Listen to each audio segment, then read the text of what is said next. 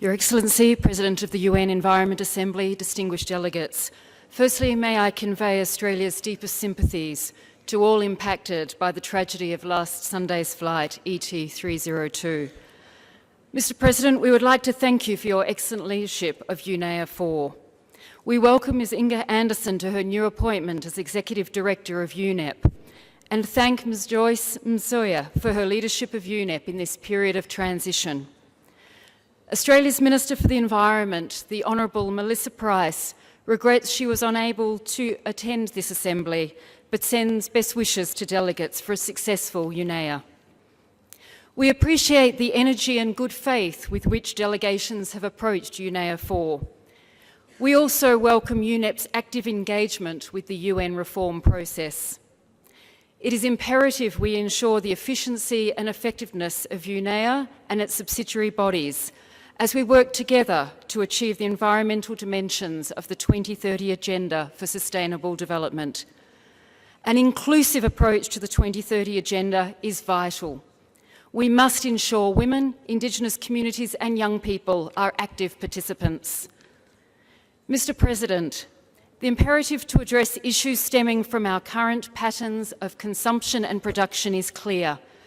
Tackling waste, improving resource efficiency, and encouraging sustainable consumption and production patterns are important issues in Australia. We have updated our national waste policy to include circular economy principles and provide a framework for collective action on waste management and recycling. We have set a target of 100% of Australian packaging being recyclable, compostable or reusable by 2025, and a commitment to national targets for recycled material in new packaging. Under our National Food Waste Strategy, we have committed to halve Australia's food waste by 2030. We fully recognise the devastating impact of marine debris on our oceans and wildlife. Australia is taking action on marine plastics domestically and through a number of international forums. We are pleased to see a new UNEA resolution to address marine litter and microplastics, which will help to harness and promote greater action and cooperation. Mr. President, we all have a role in fostering and promoting innovation to realise sustainable patterns of consumption and production.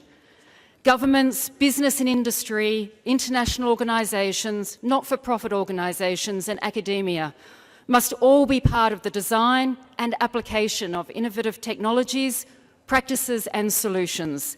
The Australian Government, for example, is working with the Australian Land Conservation Alliance to explore innovative financing models to support land conservation. Signalling Australia's move towards a co-designed approach, the government also recently released a Partnering for Sustainable Environment statement, which invites organisations to bring forward their partnering ideas. Mr. President, Australia welcomes the extensive consideration delegates have given to the suite of issues we have discussed over the past couple of weeks. And finally, thank you to the UNEP Secretariat and the Government of Kenya for excellent hosting arrangements for this Assembly. I thank you, Mr. President.